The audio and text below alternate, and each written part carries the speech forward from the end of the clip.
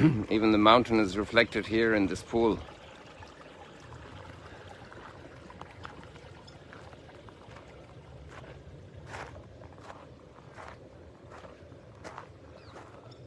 At night time, when all the lights are on inside, there's also a wonderful reflection of the pool from inside of light. There was a family with children here the other evening, and they had dinner here on the beach to close their pilgrimage, and they were delighted by that light. Here we see two boats, and they have a number of children, I can tell by the shouting here, and young people. They've been out here a while. I think they're probably also waiting for the sunrise. I'm just guessing. The sunrise is a bit late today with all the cloud. At least the sun has risen, but the disk is not visible. So I was delaying a little bit so you could see some sunrise, but let's see what we'll have here. I just got my phone with the text is disconnected.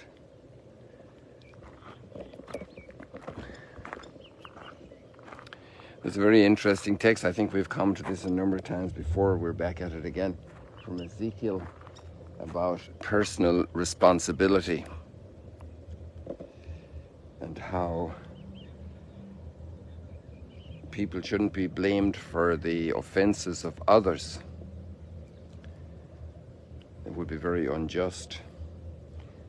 But we have greater sensitivity to that today. Well, probably people always had that because it's inside the heart and core of the human being.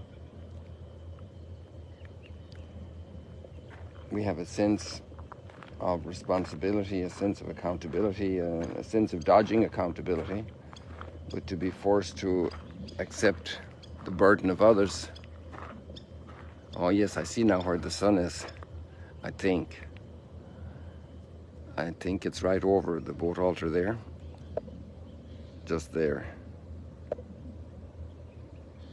But there's too much cloud for us to see more than what we're seeing.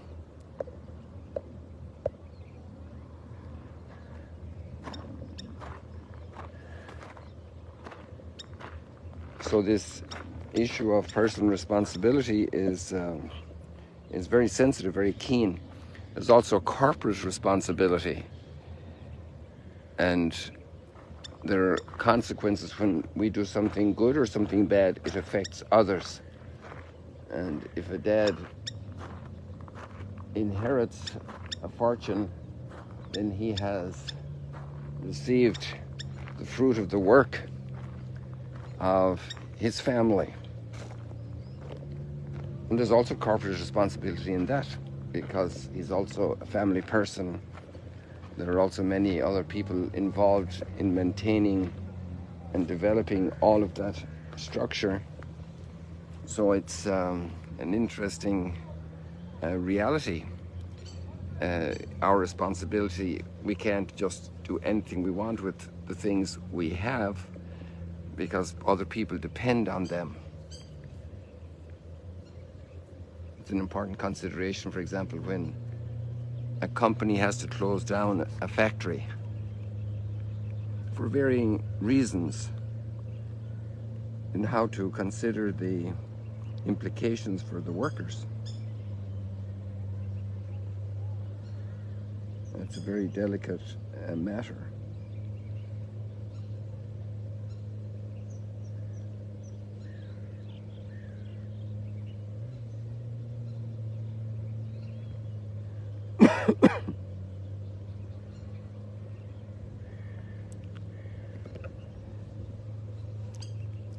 And there is responsibility in the leadership to help transition. They're making decisions that are necessary because of the viability of the company, and there are changes in the marketplace, and their competition rises up from other sectors, bringing in with cheap labor. And there's maybe a change in the products desired. New products have come and replaced the product that company did, and there's no longer a market for it. It's not longer being bought. So adjustments have to be made in real time and reality. There's no way to keep the status quo going. It will not work financially, and that's going to break everybody. So it's complicated in society, really. And that takes a lot of discernment, counsel, listening, and also sometimes sharing the burden. I remember when I was in Michigan, the beginning of my internship, when there was a huge crisis with Chrysler Motor Corporation, and there was danger of bankruptcy, and the government bailed them out. But in that whole process, the trade union became involved in the management. It had a member on the board of management, so the workers were represented in the ownership level and in the decision-making level, and they weren't just employees that could be dismissed. And to find that healthy balance where there's true representation of the real interests of each party involved in a communal and corporate effort. And one of the big qualities, I think, in antiquity was a great sense of ethnic belonging, family belonging, ethnic belonging, people belonging, willingness to also sacrifice for the people, for the ethnicity, for the tribe, for the family. Maybe today we've gone to an extreme, in the Western world at least, on the other side, where we are very individualistic in our thinking. So these are big topics, like huge paradigms, right? And then there are a couple of very interesting reflections here, and one is how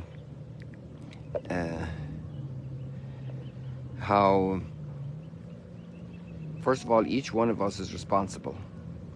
If somebody sins, a parent, the child can't be punished for that. But on the other hand, if the parent flitters all their treasure away in Las Vegas, then the child also suffers consequences, which is a different effect. They're like different effects of each action we do. And so there is an impact on the life of others in everything we do, but at the same time, somebody cannot be held morally responsible for the decisions others make. And yet we have God coming in and dying for us. And that's the Christian perspective on Jesus and his life, the culmination of the preparation of the Old Testament. I will provide a sacrifice. And this response is an amazing generosity on God's side. And you do have people that are generous like this. It's really amazing how people will be blamed publicly for the fault of others, and they take that. Sometimes it's a corrupt form that's done through a scapegoat system. That's a temple image where there was a goat that was sacrificed in the temple, and then there was another goat which was sent out into the desert, the scapegoat, symbolically loaded with all the symbols of the people, taking it away from the people. And the scapegoat could happen in business or in politics when there's a major problem, a major moral issue usually, a major wrong that was done by a political party or a company, and somebody else is assigned the blame, and they're supposed to shut up and just go and take the punishment and leave, and they're a scapegoat. And people think wrongly then that that person was the cause of the problem, but maybe there are other big responsibilities behind the scenes that don't want to carry the burden of that responsibility. And it can be for various reasons as well, a very complex issue. So at the end of the day, it's great that God is the judge, but you have the generosity of people who do step in, parents for their children, and they take a lot of burden on themselves because their children made very bad mistakes. Also, children can do it for their parents, and that's a very generous thing. That's a godlike thing. So that first reading can give you a lot of can give us a lot of thought, a lot of stimulation for our thought. And what I like most is the very last line of that. For I have no pleasure in the death of anyone who dies, says the Lord. Return and live. Oh, I want you to see this moment of joy. There are people over there celebrating. I'm not sure what the occasion of the celebration is, but there they are.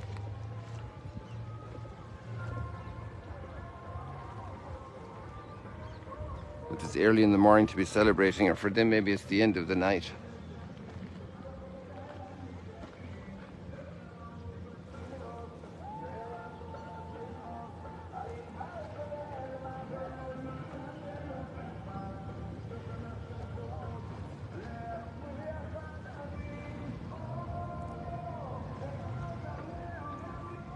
And then the gospel text is very interesting. A number of commentators reflect on how it comes right after the teaching about marriage that we were dealing with yesterday, and children are welcomed. So all of the readings yesterday and this reading about the children is how children are welcomed, and how responsibility between generations we just talked about what goes on in the family. And that's marvelous. That's really marvelous. That's just amazing and beautiful. And let the little children come to me, Jesus said, and he blessed them. And the family I mentioned that was here a couple of days ago, and there was a little girl, 7 years of age, and she just wanted to be close to different people, and it was so beautiful. And the children sense also goodness. I imagine the children would have sensed in Jesus himself the goodness and love he had, and they would be drawn to that. Children sense where there's security, where there's insecurity. And so what a beautiful moment, a verse that's in the hearts of so many millions of people through the centuries, that verse of the gospel, let the little children come to me. People, God bless you. See you later, alligators. May you be blessed today.